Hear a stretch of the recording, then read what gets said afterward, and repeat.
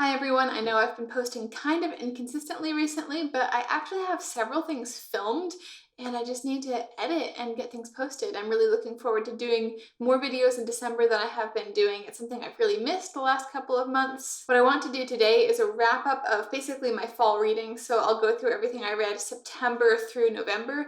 October was kind of the month in there that I fell off the wagon in terms of reading. I didn't read that much in October, so I read a decent amount in September, and I read a lot in November, but it was basically all my Cosmere reread and then Rhythm of War. So this is going to be a recap looking back at the past few months. And honestly, September feels like such a long time ago, so I had to look back at my notes and see what I even read. In my more recent monthly wrap-ups, I was doing this thing where I would rank the books basically in ascending order of how much I liked them. I think this time, because it's been a while since I read some of the books, and also just because I'm covering a larger period of time, I'm going to skip the statistics and I'm going to skip the ranking, and I'm just going to talk a little more chronologically about what I read the last few months. I'm not going to do a TBR for December, but I'm planning to get back on TBRs for January, and I'll be making a bunch of end of year videos and a bunch of Cosmere videos coming up as well. So I'm looking forward to being a little more present here on this channel in the upcoming weeks. I filmed a really long video with my husband last night, so I'm not sure if that one or this one will come out first, but either way, I'm looking forward to doing a little bit more. So let's take a look back at September. September feels like a lifetime ago. I guess it's been a few months now, but it feels like so much has happened. I'm not even sure if so much has happened. I did have a pretty busy fall, and I did get pretty stressed out, which led to me not making as many videos as I wanted to.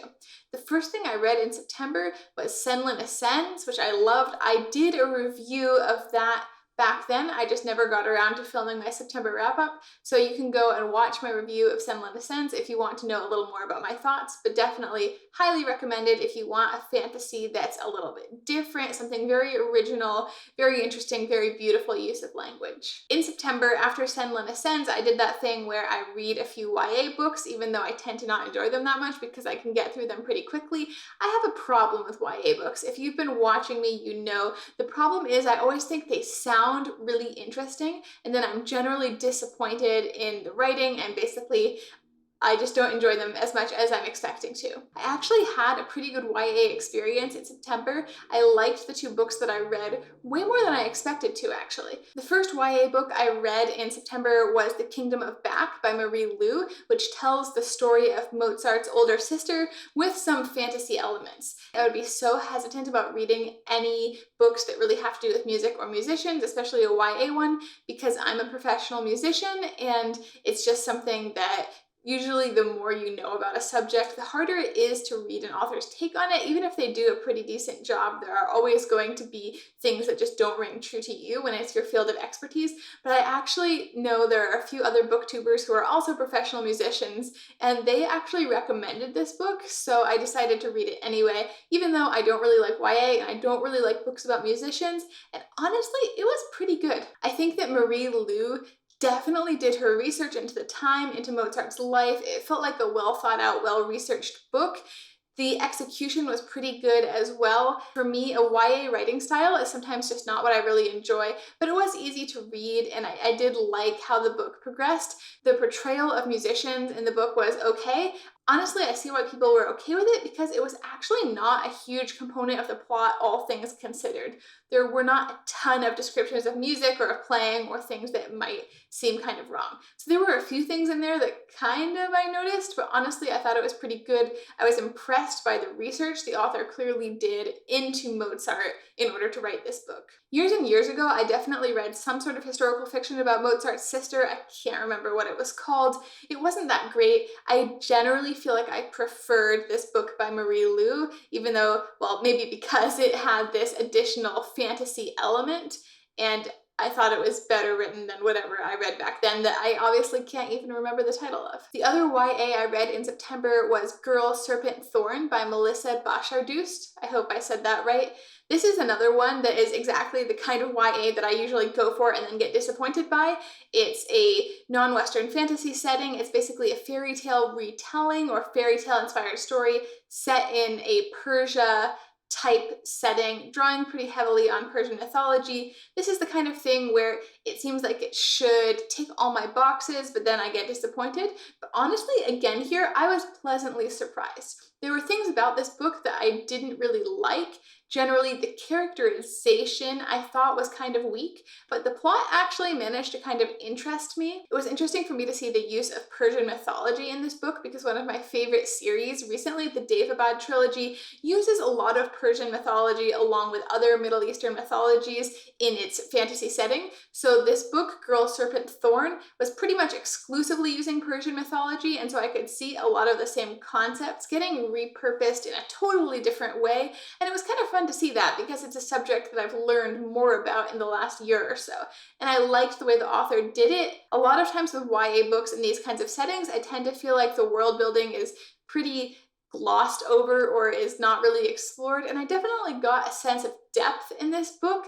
And like I said, there were some surprises in the plot. I wouldn't necessarily recommend this book if you're not a YA reader, and I'm not really a YA reader, but again, I enjoyed it a lot more than I thought I would, and in general, I was not really disappointed by it. The biggest issue with the book, honestly, other than that the romance, I didn't really like how it was handled, was one of the main conflict in the plot would have been resolved if the main character had just talked to her mother at some point in the story. There were reasons established why that didn't happen, but even so, it's not the greatest writing when the whole story, all the issues could have been avoided by just two people having a conversation. In between September and now, I read 3 more books in the Incryptid series by Seanan McGuire.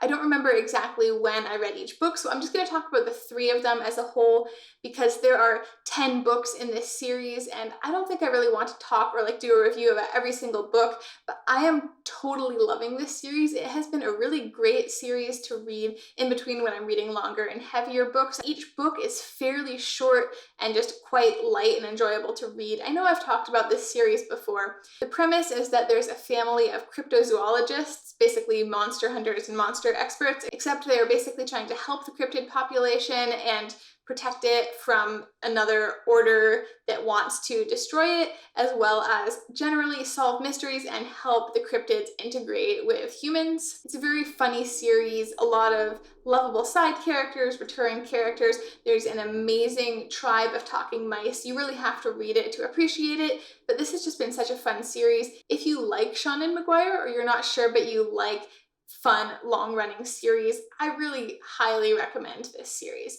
The second book in the series, which was the first one I read during this time period, was Midnight Blue Light Special. And then books 3 and 4 were from the point of view of a different protagonist, the brother of the main character of the first 2 books.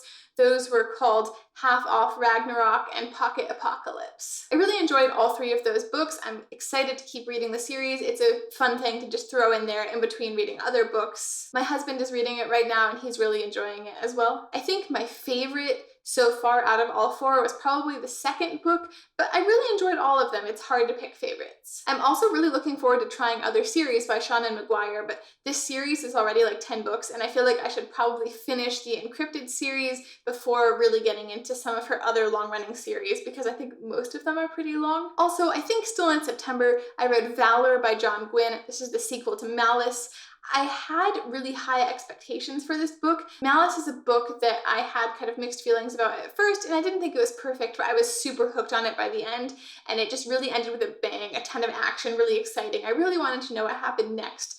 And weirdly, Valor felt like it also took a long time to ramp up for me, but I generally feel like I like where the series is going. Some things feel like they're taking a long time to play out, but I'm enjoying where it's going so far. This is still probably the best example of a chosen one plotline that I have seen, I don't know if ever, but definitely in a really long time. It's kind of hard to compare something more modern to some of the books that I enjoyed in the 90s when I was a kid. There are a lot of people to keep track of in these books and a lot of different points of view. It's generally handled pretty well. I felt like in the second book I could remember who was who. I'm a little concerned that by the time I get to book 3 I might be having some memory issues. I don't usually struggle with that, but if the book is big enough and there's enough side characters, it's hard to keep track of. I definitely regret that I didn't go straight into books 3 and 4 after reading book 2, but this fall did get a little crazy, so I'm hoping I'll keep enjoying this series. It's a series where you end up rooting for a ton of characters, kind of on both sides, and then there's a few really evil people that you just want to see get crushed. The action scenes are also really great. Action isn't necessarily the number one thing I'm looking for in a book, although I do enjoy it sometimes, but this definitely feels like cinematic, well-written, gritty action. Not excessively gory, but still feeling very real and very visceral. It still all falls very much in the realm of traditional fantasy, and that hasn't been as much what I've been looking for these days, but even so, I've enjoyed the series a lot so far. Okay, now let's talk about audiobooks. I don't get through a ton of audiobooks. I listen when I'm driving, which hasn't been that much in the last 9 months. I wonder why. And also sometimes when I'm doing things like cleaning or doing dishes. But even lately, sometimes when I'm doing dishes, my husband will read to me instead of me listening to an audiobook, which is a really fun way to spend time together. My husband actually does the majority of his reading on audiobook. I'm okay with audiobooks and I do like them sometimes. I'll generally have something I'm listening to on audiobook, but it might take me a month to get through a relatively short book. So in October and November, I finished listening to the Winternight trilogy by Catherine Arden. So the first one is The Bear and the Nightingale, which I think I posted a review of. See, I can't even remember anymore. This is a series I read when it was coming out, and then I've just been rereading it on audiobook. Actually, come to think of it, most of the things I listen to on audiobook these days are rereads. I think it's a nice way to re-experience a series that I've already read. So I listened to book 2 of the Winternight trilogy, which is The Girl on the Tower. I really enjoyed it. It gets really intense in the end, and actually, this was kind of funny. The beginning of the third book kind of carries over from where the second book ended, if that makes sense. And there's something kind of horrible. I don't want to give spoilers, but there's something really awful that happens at the beginning of the third book, and I was convinced that it happened in the climax of the second book, and I was just waiting for this really bad thing to happen. I was just waiting and waiting, and then the second book ended and it had kind of a nice resolution, and I realized, oh yeah, that's the beginning of the third book. So I couldn't get myself to start book 3 for the longest time. This was during October. I was having kind of an intense and stressful month, mostly self-inflicted, I will admit. So instead, I listened to a couple middle grade books that are old favorites. One of my all-time favorite authors is Wynne Jones. Her books are very charming middle grade fantasy. I honestly think there is stuff in them that both kids and adults really can appreciate. Very witty, clever, touching. I really like her writing. I've always loved her writing since I was a kid. So I listened to 2 books from her Chrestomanci series in October and November. I listened to The Lives of Christopher Chant and then Conrad's Fate. Both were pretty short. It didn't take me very long. Unlike usual, I actually found myself choosing to listen to the audiobook and just find times to do it because I just found it really comforting to be listening to those books. I even listened to them before bed a little bit. That was really soothing. So by the time I got through those 2 books, I felt kind of ready to tackle The Winter of the Witch, which is the Winternight trilogy, book 3. Which again, I really love the Winternight trilogy as well. I just wasn't in a place emotionally where I could deal with it because there are some emotionally brutal things that happen in that series, even though it is more of a quiet series in some ways. I might still do a summing up review of that entire trilogy. I wasn't really in the mood to do individual reviews for The Girl on the Tower and The Winter of the Witch, especially since they were rereads for me. In general, it's harder to do reviews of the second books in series, especially because a lot of my reviews are spoiler-free. Okay, then the big thing I had going on was the Cosmere reread, which because I didn't read very much in October, I ended up even more behind on than before, and I didn't quite finish my goal of rereading the entire Cosmere before Rhythm of War came out, but honestly, I got pretty darn close, I have to say. So I'm going to consult my notes here. In September through November, I read Hero of Ages, Warbreaker, Way of Kings, Words of Radiance, Oathbringer, Arcanum Unbounded, Dawnshard, and then Rhythm of War when it came out. And then after Rhythm of War, I read Alloy of Law last week. So basically, I read everything except I did not read the Mistborn Era 2 books. So I'm going to pretend that's because chronologically they are actually the latest and not because I didn't quite get them done before Rhythm of War came out. It was really a marathon finishing all those books. I didn't quite get to start this on release day. I was still reading Oathbringer on November 17th when Rhythm of War came out, so I actually finished Oathbringer the morning of November 18th, and then I read Dawnshard that day, and then I started Rhythm of War, and by the end of the day I was hooked, and I finished kind of late afternoon, November 19th. So that went by quickly, and since then I've kind of been wrapping up. I still have 1.5 of the Mistborn Era 2 books, and I didn't read the White Sands graphic novels yet. I think I read 1 and 2 in the past, but I'm planning to just reread those. I'm not a huge graphic novel person, honestly, but I'm a completionist, so I'm probably going to read those as well. So that is a lot of Cosmere books. I don't think I'm going to talk about them all right now either. I mean, I need to make videos about all this stuff. It was a project, and I still do want to do videos about most of those Cosmere books. In some ways, I feel like I'm still collecting my thoughts about Rhythm of War. I guess I'll just share a few thoughts in case you guys are dying to know what I thought of Rhythm of War. Overall, no big surprise. I really loved it, but it did take me a while to get into it. That's actually pretty normal, especially since it's a 1,200-page book. I would say by the end of part 1, which is about 200 pages in, I was into it.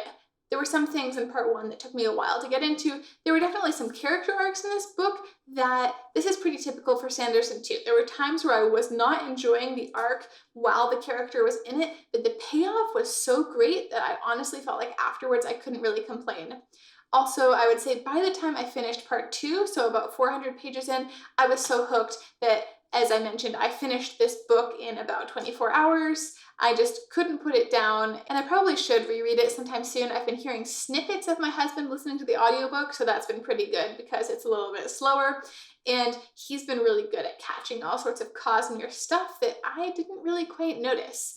I'm the kind of reader, I really wish I was the kind of person that was great at catching these connections and theories and all this Cosmere stuff when I'm reading, but honestly, I'm the kind of reader that gets through the book really quickly and then goes on Reddit and reads what the smart people have noticed. I tend to not notice all those little Easter eggs and details unless they are really like smacking me, over the head with their obviousness. Otherwise, I would say I'm enough of a Cosmere person that I understand everything when it gets explained to me by somebody that knows better. So overall, not a perfect read, but I very much enjoyed it, and oh my god, I was dying because I didn't and still don't know anybody else in my real life that has finished this book, and I am just dying to talk about it with people.